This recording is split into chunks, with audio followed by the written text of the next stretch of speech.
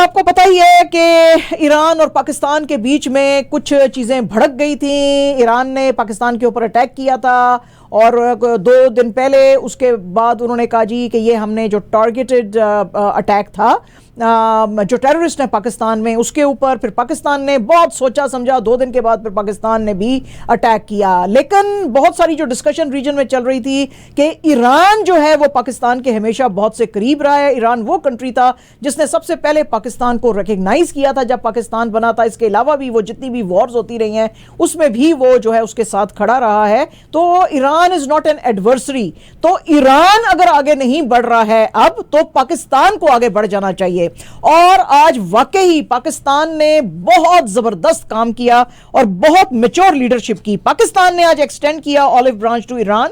उन्होंने कहा जी कि आपके जितने भी ट्रस्ट के मसले हैं उन सब को, टेररिज्म के किस्से को हम आपके साथ टैकल करने को बिल्कुल तैयार हैं। केयर टेकर फॉरेन मिनिस्टर जलील अब्बास जिलानी, उन्होंने अपने जो ईरानियन काउंटर पार्ट हैं हुसैन आमिर अब्दुल्लिया, उनको आज कॉल किया। फॉरेन ऑफिस की स्टेटमेंट के मुताबिक उन्होंने पाकिस्तान की रेडीनेस इनको बताई कि in the spirit of mutual trust and cooperation हम ईरान के साथ काम करने को तैयार हैं। उन्होंने कहा जी कि हम सिक्योरिटी के मामलों पे भी काम करने को हम तैयार हैं।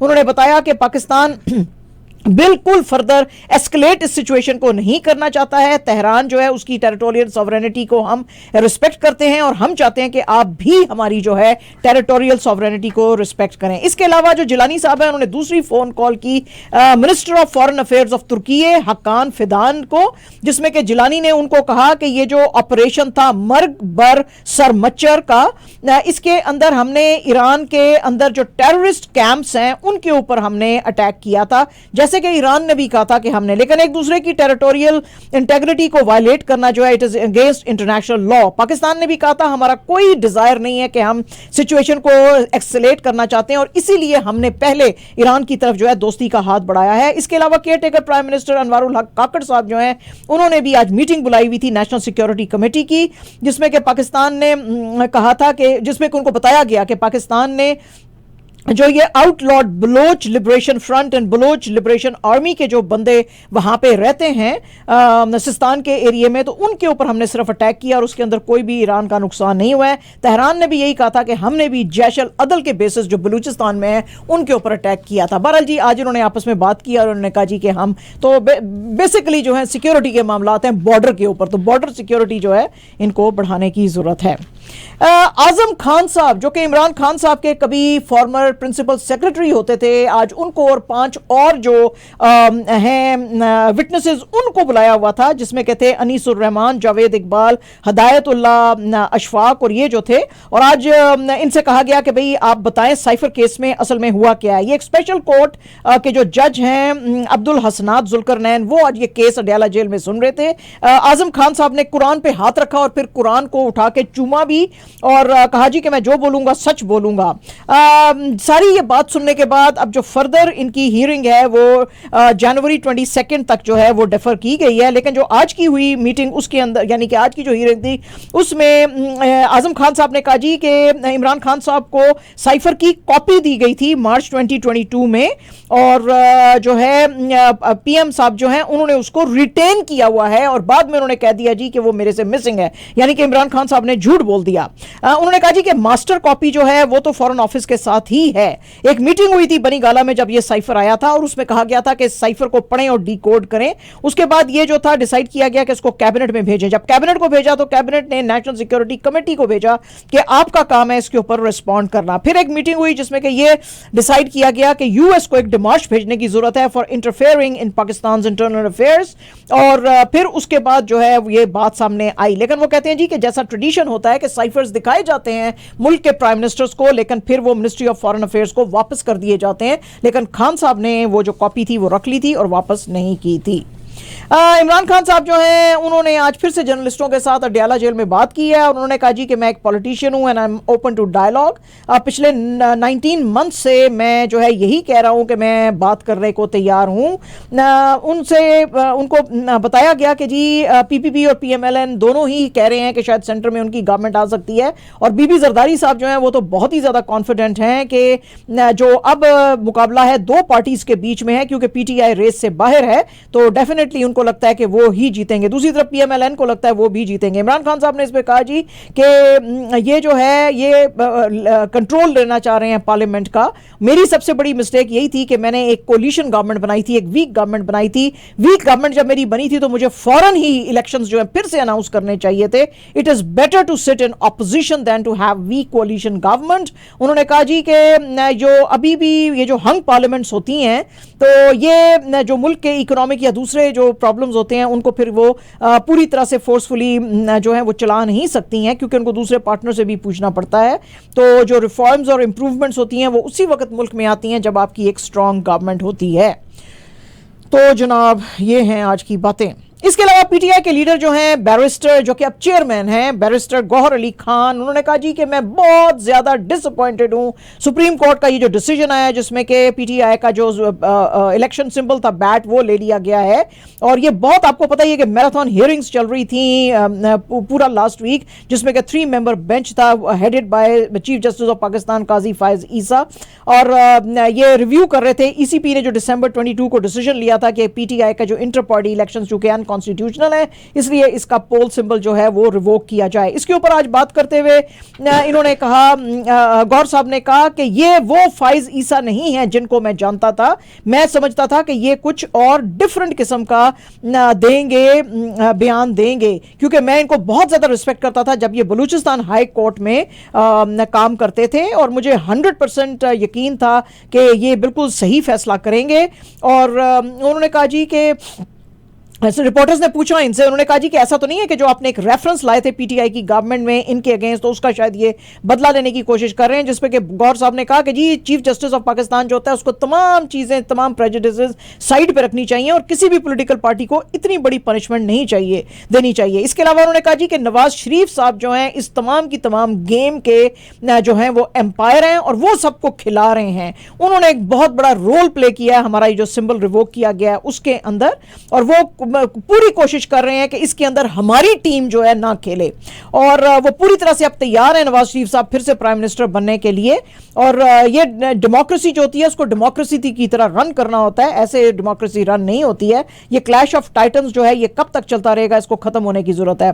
अकबर बाबर के क्वेश्चन पे उन्होंने कहा जी कि वो एक प्लांटेड बंदा है, he has got nothing to do with PTI. उनकी जो मेंबरशिप है वो पिछले 13 साल से नहीं है पीटीआई के साथ, तो अगर वो पीटीआई के खिलाफ कुछ बोलता है तो उसको कुछ हम ज्यादा मतलब है भाव नहीं देते हैं। ठीक है पायन, खुश हो तुसी? ठीक है जी। अच्छा जी, आज जनाब बीबी जरदारी साहब से एक टीवी का प्रोग्राम चल रहा था जिसमें पूछा गया कि क्या जैसे पीडीएम की गवर्नमेंट में आपकी अलायंस थी पीएमएलएन के साथ, तो क्या आप फिर से पीएमएलएन के साथ अलायंस बनाएंगे? उन्होंने फ्लैटली इस चीज को रिफ्यूज किया। उन्होंने कहा जी ये जो 16 मंथ की गवर्नमेंट थी ये बिल्कुल सही नहीं चल रही थी। और उन्होंने एक सेंटेंस बोला, उन्होंने कहा fool me once shame on you, fool me twice shame on me. तो अब मुझे फूल नहीं बनाया जा सकता है। वो कहते हैं जी कि पीएमएलएन तो शायद बैंक कर रही है पीपीपी के ऊपर टू फॉर्म द गवर्नमेंट, लेकिन हम नहीं कर रहे हैं। और पीएमएलएन की तो कंडीशन अब पंजाब में भी वैसी नहीं है जैसे कि पहले हुआ करती थी। अब ये चौथी दफा नवाज शरीफ साहब प्राइम मिनिस्टर बनना चाहते हैं, लेकिन लोग इनसे बहुत तंग आ गए हैं, वो इनको नहीं प्राइम मिनिस्टर देखना चाहते हैं। इसके अलावा उन्होंने जो है पीएमएलएन को और जो पीडीएम की गवर्नमेंट थी उसको ब्लेम किया। उन्होंने कहा जी इनकी वजह से जो आईएमएफ के साथ मामलात थे वो सारे खराब हुए थे और इकोनॉमी हर्ट हुई थी। और इनका ये जो नैरेटिव है कि हमने पॉलिटिक्स के लिए बहुत ज्यादा जो है वो सेक्रीफाइस किया है और स्टेट को बचाने के लिए, ये जोक है। और डेमोक्रेटिक पॉलिटिशियन के तौर पे उन्होंने पूछा एंकर ने कि आप क्या सोचते हैं कि क्या लेवल प्लेइंग फील्ड है? वो कहता है जी मैं तो इस फेवर में बिल्कुल नहीं हूं कि किसी एक पार्टी को जो है उसका पोल सिंबल लेके उसको दीवार के साथ लगाया जाए, लेकिन पीटीआई जब गवर्नमेंट में थी तभी से उनको कहा गया था कि भाई आप अपने इंट्रा पार्टी इलेक्शंस करवाएं, जो कि वो नहीं करवा रहे थे, तो उसकी वजह से फिर अब इनको लूज करना पड़ा है अपना सिंबल जो है। इसके अलावा उन्होंने कहा जी कि जो इनके केस जो है ठीक से नहीं चल रहे हैं, उसकी वजह यह है कि इनकी जो लीगल टीम है वो बिल्कुल भी सही से काम नहीं कर रही और उसकी वजह से जो है पार्टी वर्कर्स को बहुत ज्यादा नुकसान उठाना पड़ रहा है।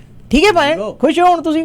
अच्छा जी। अच्छा जनाब, इंडिया का जो मणिपुर है जनाब, वहां पे तो मामलात किसी सूरत में ठीक होने का नाम नहीं ले रहे हैं। आपको पता ही है कि लास्ट ईयर मई से यहां पे जो है इंतहाई जो है वायलेंस चल रही है, और आज भी ये न्यूज आई है कि मणिपुर में इन द लास्ट 48 आवर्स 7 लोगों की डेथ हुई है। इसके ऊपर भड़कती हुई जो ऑपोजिशन है उसने आज मोदी जी के ऊपर फिर से निशाने खींचे। उन्होंने कहा जी कि मोदी जी को फौरन इस मसले को हल करने की जरूरत है।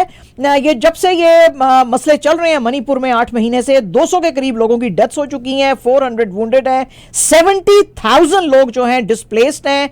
ये जो दंगे हुए थे इसमें पुलिस आर्मरीज जो थी उनको लूटा गया था, हंड्रेड्स ऑफ चर्चेस और टेंपल्स जो थे उनको बर्बाद कर दिया गया था और विलेजेस के विलेजेस डिस्ट्रॉय किए गए थे। इसके ऊपर बात करते हुए कांग्रेस के लीडर जो हैं पवन खेरा साहब ने कहा है कि Manipur needs a healing touch, और तमाम का तमाम कंट्री और दुनिया सारी जो है वो शॉक्ड है प्राइम मिनिस्टर की कंटिन्यूड साइलेंस के ऊपर। मोदी जी को इस मसले पे कुछ बोलना चाहिए। उन्होंने कहा जी कि ये जो भारत जोड़ो नया यात्रा हमने शुरू की है राहुल गांधी जी ने, वो इसीलिए मणिपुर से शुरू की थी कि उनको दिलासा देने के लिए कि कांग्रेस आपका ख्याल करेगी, और ये बड़ा क्लियर मैसेज है कि there is hope in Congress. 18 जनवरी को यानी कि कल जो है 5 मेटिस जो है उनको मारा गया था, और 2 डिफरेंट जो फायरिंग के इंसिडेंट्स हुए थे उसमें, इससे पहले एक दिन पहले जो जनवरी 17 थी उसमें भी जो गन फाइट हुई थी मिलिटेंट्स और सिक्योरिटी फोर्सेस के बीच में, उसमें भी एक सिविलियन और एक रिजर्व बटालियन का जवान और एक मणिपुर राइफल्स का जवान जो है उसकी डेथ हुई थी। तो वो कहते हैं जी कि ये कॉन्स्टेंटली जो हैं लड़ाइयाँ झगड़े चलते जा रहे हैं और इनको रोकने की ज़रूरत है। ये जनाब जो आसाम का जोहरात सदर पुलिस स्टेशन है उसमें राहुल गांधी जी के अगेंस्ट जो है वो एक FIR लगाई गई है, क्योंकि राहुल गांधी जी ने, और न सिर्फ राहुल गांधी जी के बल्कि जो चीफ ऑर्गेनाइजर हैं भारत जोड़ो नया यात्रा के KB बैजू, उनके खिलाफ भी इसके अंदर यह लिखा हुआ है कि जो यात्रा के रूल्स इनको दिए गए थे, जो सेफ्टी रूल्स और जो इनको रास्ते दिए गए थे रोड के, वो इन्होंने सब वायलेट किए हैं। ऑपोजिशन लीडर्स जो हैं आसाम में, उन्होंने कहा जी कि बीजेपी शेक हो गई है इस यात्रा की सक्सेस से, इसीलिए वो इस तरह के झूठे इल्जाम लगा रही है। जिस रास्ते से हम गुजर रहे थे वहां पे कोई भी पुलिस या उसके जो है डायवर्जन के लिए ट्रैफिक के कुछ भी इंतजामात नहीं थे, ना पुलिस खड़ी हुई थी, और हमारी बहुत बड़ी गैदरिंग थी, वो जो छोटे छोटे डिटोर्स थे उनसे हम गुजर नहीं सकते थे, इसलिए हमने एक और रास्ता इख्तियार किया था, just for few metres, not even 1 kilometre. लेकिन इसकी वजह यह है कि राहुल गांधी जी जो हैं उन्होंने कुछ दिन पहले जो चीफ मिनिस्टर हैं आसाम के हिमाता बिस्वा शर्मा, उनके बारे में कहा था कि ये जो हैं perhaps the most corrupt government चला रहे हैं इंडिया के अंदर, जब अपने पार्टी के वर्कर्स को ये एड्रेस कर रहे थे हलो वतिंग के अंदर। इसका जवाब देते हुए हिमाता बिस्वा शर्मा साहब ने कहा कि गांधी फैमिली जो है हिंदुस्तान की सबसे करप्ट जो है वो फैमिली है, और ये यात्रा जो इन्होंने निकाली हुई है सिर्फ मियास को खुश करने के लिए। मियास जो है ये लोग बंगाली मुसलमानों को कहते हैं, तो वो कहते हैं जी कि जिधर जिधर मुसलमान होंगे उनको खुश करने के लिए कांग्रेस उधर उधर यात्रा निकालेगी। तो हमारा ये जो है मोटिव नहीं है। यात्रा जो है ये वाली, ये सबसे बड़ी एक कांग्रेस की और ऑपोजिशन की आउटरीच प्लान है फॉर 2024 लोकसभा इलेक्शंस, और ये सफर तय करेंगे सारे के सारे 6700 किलोमीटर्स का। ये सारी की सारी जो यात्रा थी ये शुरू हुई थी जनवरी 14 से मणिपुर में, और अब ये कहीं मार्च 20 या 21 को जाके खत्म होगी मुंबई के अंदर। तो जनाब ये है सारी स्टोरी हिंदुस्तान की। Communist party of India Marxist के जनरल सेक्रेटरी जो हैं सीताराम येचुरी, उन्होंने आज वार्न किया है कि ये जो रिलीजियस पोलराइजेशन हिंदुस्तान के अंदर शुरू कर दी गई है राम मंदिर के ऊपर, राम मंदिर पे ये जो सारी कुछ मोदी जी कर रहे हैं, और वहां पे बाकी के भी जैसे कि योगी आदित्यनाथ और बाकियों को भी ले जाके ये सारा कुछ कर रहे हैं, उनके ऊपर सेरेमनीज अब जो बड़ी होने वाली है वैसे तो 22 जनवरी को, लेकिन जो ये कर रहे हैं ये बिल्कुल ठीक नहीं है। आज ये रिपोर्टर्स के साथ बात कर रहे थे on foundation stone laying ceremony of Jyoti Basu centre for social studies and research. उसमें उन्होंने कहा जी कि जो बीजेपी कह रहा है कि रियल फ्रीडम जो है वो हम जनवरी 22 को लेकर आएंगे, लेकिन असल में ये जो कुछ कर रहे हैं राम मंदिर के किस्से के सिलसिले में, ये हमारी फ्रीडम स्ट्रगल को अंडरमाइन करेगी और हमारे जितने फ्रीडम फाइटर्स हैं उनकी सैक्रिफाइसेस को भी अंडरमाइन करेगी। ये एक कलेक्टिव कमिटमेंट थी हमारे फाउंडर्स की to keep a secular democratic democratic India, जिसको मोदी जी जो है वो खराब कर रहे हैं। इसके अलावा डीएमके के लीडर जो है उन्होंने भी ये इसके ऊपर राम मंदिर के ऊपर बात करते हुए कहा, तमिलनाडु के वो मिनिस्टर भी हैं उदय निंदी स्टालिन, उन्होंने कहा जी कि हमारी पार्टी बिल्कुल एग्री नहीं करती है कि मस्जिद को ढा के उसके ऊपर जो है मंदिर बनाया जाए। हम किसी भी रिलीजन के और फेथ के अगेंस्ट नहीं है और हम टेंपल्स के भी अगेंस्ट नहीं है, लेकिन एक मस्जिद को ढा के मंदिर बनाना हम इसके हक में बिल्कुल नहीं है। जाहिर है कि ये जो है रेफर कर रहे थे कि ये जो बाबरी मस्जिद को 1992 में शहीद किया गया था और उसके ऊपर फिर अब ये राम मंदिर बनाई जा रही है, तो वो कहते हैं जी कि ये बीजेपी की गवर्नमेंट जो है रिलीजन को पॉलिटिक्स के साथ जोड़ रही है। ठीक है जी, उन खुश हो? ये अच्छा जनाब, विकास बहल साहब जो हैं उन्होंने आज डायरेक्टर जो हैं इंडिया के बॉलीवुड के, उन्होंने कहा है कि जी अब मैं एक सुपर नेचुरल थ्रिलर जो है वो लेकर आ रहा हूं और आज उन्होंने नाम उसका अनाउंस किया है कि इसका नाम शैतान होएगा। इसके अंदर अजय देवगन और माधवन और ज्योतिका जो हैं वो नजर आएंगे लीड रोल्स में। ये फिल्म जो है ये आएगी सिनेमाज में 8 मार्च को। इसमें आज ये जितने भी ये तीनों लीड रोल में जो है कास्ट, उसने भी ये पोस्टर जो हैं शेयर किए हैं सोशल मीडिया के ऊपर। अभी तक इसका प्लॉट जो है इट इज अंडर रैप्स, लेकिन जो एक आया है इसका पोस्टर उसमें दिखाया जा रहा है 5 वुडू डॉल्स और ये हिंट कर रहा है कि शायद ये ब्लैक मैजिक के ऊपर हो सकती है। ये film is being presented by Jio studios, Ajay Devgn, F films and Panorama studios international. तो जनाब लोग एक्साइटेड। अब देखिए जरा बॉलीवुड के कितने सितारे जो हैं अब साउथ में जा जाके काम कर रहे हैं, है ना? पैसा बड़ा साउथ में, बड़ा पैसा ना दुबई से आ रहा है। वो जो बड़े बड़े लाले बैठे हुए हैं ना गोल्ड के बिजनेस पे, वो ये सारा पैसा इनको भेजते हैं। पायान बड़ी बड़ी फिल्म बनाओ, वडिया हैं जी ऐसे। मजीद भाई एक एक बंदे के 400 गोल्ड के स्टोर हैं, क्या नहीं आप इमेजिन कर सकते हैं? इतने बड़े बिजनेसमैन हैं ये, हैं साउथ के सारे। तुसी की इत्थे कर रहे हो? ठीक है। अच्छा जनाब, ये जो मूवी आ रही है फाइटर, दीपिका पादुकोण और ऋतिक रोशन की, इस पे पाकिस्तानी जनता बहुत भड़क गई है, खास तौर पे हमारे सेलिब्रिटीज। अच्छा जी, उसमें दिखाया क्या गया है कि इंडियन एयरफोर्स जो दावा करती है कि हमने पाकिस्तान में घुस के मारा, जबकि पाकिस्तान एयरफोर्स ने उनके 2 तैयारे गिरा लिए थे, तो भाई फिर घुस के मारने का क्या फायदा होया है जी? और थोड़ा कैप्टन भी पड़ेगा गया सी। पायन थोड़ा शर्म करो, व्हाट इज दिस है? उसके ऊपर जनाब हानिया आमिर और अदनान सिद्दीकी और बहुत सारे जो सितारे बाकी के भी हैं वो हमारे पाकिस्तानी भड़क गए हैं, लेकिन उसके ऊपर जो फिल्म के डायरेक्टर हैं सिद्धार्थ आनंद, वो भी भड़क गए हैं। अच्छा जी, अब जब हानिया आमिर ने कहा, उन्होंने अपने उसके ऊपर एक्स के ऊपर कहा कि भाई ये बहुत ही अनफॉर्चुनेट और सैड है कि इस डे और टाइम एंड एज में भी आप समझते हैं कि सिनेमा की इतनी बड़ी पावर है, फिर भी आप इस तरह की गंदी फिल्में बनाते हैं जिसकी की वजह से दोनों कंट्रीज के बीच में जो है वो रिफ्ट्स जो हैं वो होती हैं। इसके ऊपर सिद्धार्थ आनंद ने कहा जी वाह कमाल है, मुझे तो बड़ी हैरत है, तुमने तो खुद काम किया हुआ फिल्म में परवाज है जुनून, जिसमें के पाकिस्तान एयरफोर्स का और मिलिट्री का दिखाया कि उन्होंने इंडिया को बड़ी बैचिंग दी है, तो हिंदुस्तान में तो कभी उसके ऊपर नहीं बोला। तो अब तुम जो पाकिस्तानी सेलिब्रिटीज हो, तुम क्यों बोल रहे हो अगर हम इस तरह की कोई फिल्म बना रहे हैं? इसके ऊपर जी अदनान सिद्दीकी साहब ने कहा कि जो एक ऐसा जमाना था कि जब हम लव सेलिब्रेट करते थे, और अब जो है बॉलीवुड वो सिर्फ हेट फिल्ड नैरेटिव्स जो है वो दिखाता है, हमेशा पाकिस्तानियों को विलन्स दिखाता है, बजाय इसके कि हम अपनी फिल्मों के अंदर प्यार मोहब्बत को प्रमोट करें। इट इज वेरी डिसहार्टनिंग कि आप इस तरह की फिल्में बनाते हैं। आर्ट ट्रांसेंड्स बाउंड्रीज, तो let's spread love and peace. Zara Noor Abbas ने अपने इंस्टा स्टोरीज के ऊपर कहा कि aren't you guys tired of selling the same false crap? और उन्होंने कहा जी ये क्यों क्रैपी स्टोरीज आप बना रहे हैं? उसने कहा जी ग्रो अप गाइज, दुनिया जो है वो आगे बहुत ज्यादा मूव कर गई है, आप मैच्योरिटी थोड़ी सी दिखाएं और इस तरह की चीप फिल्में जो हेट्रेड फैलाती हैं उसको ना आप बनाएं, बल्कि पीस को प्रमोट करें। ठीक है पायन? ठीक है जी, ओके चलो जी। और जनाब आज आई है फिल्म मैं अतुल हूं, यानी कि अटल बिहारी वाजपेयी जो कि इंडिया के बहुत ही बिलवड किस्म के प्राइम मिनिस्टर थे, वो आज फिल्म आई है और उसके बहुत अच्छे रिव्यूज आए हैं। कुछ लोगों ने ज़ाहिर क्रिटिसाइज भी किया है। उसके अंदर एक बहुत ही उनका मशहूर जुमला है, अपनी आधी आंखें बंद कर के जब वो पूरी बात बोलते थे तो 7 समंदर पार हर कोई सुनता था। है जी। तो कहते हैं जी इस लाइन के ऊपर बेसिकली जो है उनकी ये बायोपिक बनाई गई और उनका सारा पॉलिटिकल करियर जो है उसके ऊपर बनाई गई, और बड़ा जो इलस्ट्रेट्स करियर था उनका, ये इंडिया के 10th प्राइम मिनिस्टर थे, तो वो उसके ऊपर ये सारी फिल्म है। कोई उसमें क्रैप नहीं है, कोई दुश्मनी, कोई ड्रामा, कोई तमाशा उसके अंदर नहीं दिखा रहे हैं। इनका जो रोल है अटल बिहारी वाजपेयी का, ये पंकज त्रिपाठी ने निभाया है, और ये फिल्म जो है बनाई है national award winning director Ravi Jadhav ने।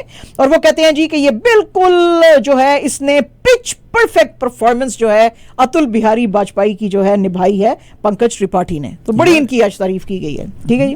और जनाब बड़ी खबर भी सुना दी, अच्छी खबर बहुत सुन ली हैं, बहुत मजे कर ले हैं। पाकिस्तान जनाब आज फिर हार गया न्यूजीलैंड। तो है जी क्या बोलते हैं इसमें, आज मैं ट्वीट्स देख रही थी तो उसमें एक मुझे बड़ा फनी सेंटेंस नजर आया। वो कहते हैं गई भैंस पानी में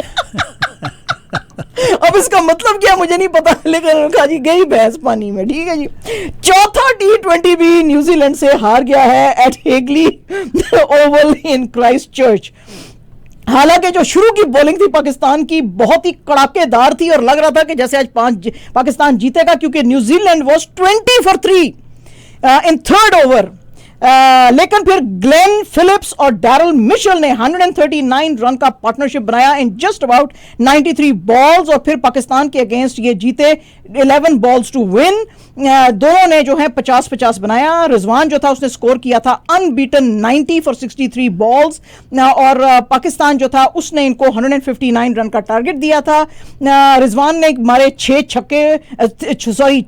4 और 2 छक्के। नवाज जो है उसने भी 9 बॉल्स पे 21 रन बनाए, उसने भी 3 छक्के मारे और इसको एडम मिलने को। बाबर आजम ने बनाए 19 रन ऑफ 11 बॉल्स और 51 रन ऐड किए for second wicket partnership with Rizwan.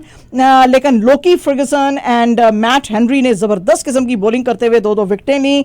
और अर्लियर जो न्यूजीलैंड था उसने टॉस जीता था और उसने पहले बॉलिंग करने का फैसला किया था। ये बहुत बड़ी खबर है जो कि आपने आज चलते हुए देखी होगी हमारे जो eAwaz.com है उसके ऊपर भी। पीसीबी मैनेजमेंट कमेटी के जो चेयरमैन हैं ज़का अशरफ साहब, उनके बारे में खबर आई है कि उन्होंने शायद रिजाइन कर दिया है, और उनको बनाया गया था पीसीबी बोर्ड ऑफ गवर्नर्स में, पहले ऐड किया गया था ऑन जुलाई 6, 2023, और फिर उनको बनाया गया था पीसीबी मैनेजमेंट कमेटी का चेयरमैन जब नजम सेठी साहब को जो है हटाया गया था और इनको लाया गया था। जो मीडिया की रिपोर्ट्स हैं वो बता रही हैं कि ज़का अशरफ साहब ने कहा जी कि मैंने क्रिकेट की बेटरमेंट के लिए बहुत काम करने की कोशिश की, लेकिन कुछ ये एटमॉस्फेयर जो है या एनवायरनमेंट जो है बोर्ड का वो सही नहीं है, तो इस तरह से मैं काम नहीं कर सकता हूं। और अब ये it is up to prime minister Kakar के वो जिस किसी को भी नॉमिनेट करके मेरी जगह पे लाना चाहते हैं तो वो ला सकते हैं। बहरहाल अब इस चीज की अगर ज्यादा पुष्टि होगी तो फिर हम ये आपको ज्यादा बताएंगे। बहरहाल जी आज ये खबर आई है। एंड जनाब absolutely our last news, the Serbian star and he is actually a star, Novak जोकोविच। ठीक है जी, नोवाक है ना, बिल्कुल वैक तो उससे कराना ही नहीं है नोवाक रहेगा वो सारी जिंदगी।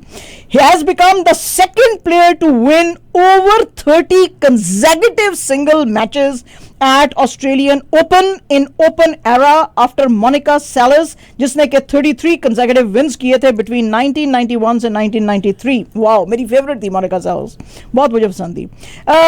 He has already won 31 consecutive matches, और आज जो है इसने डिफीट किया है जो नेक्स्ट लेवल में जिसमें ये खेल रहे थे ऑस्ट्रेलियन ओपन में, टॉमस मार्टिन एचवेरी को 6-3, 6-3, 7-6 to reach the 4th round now.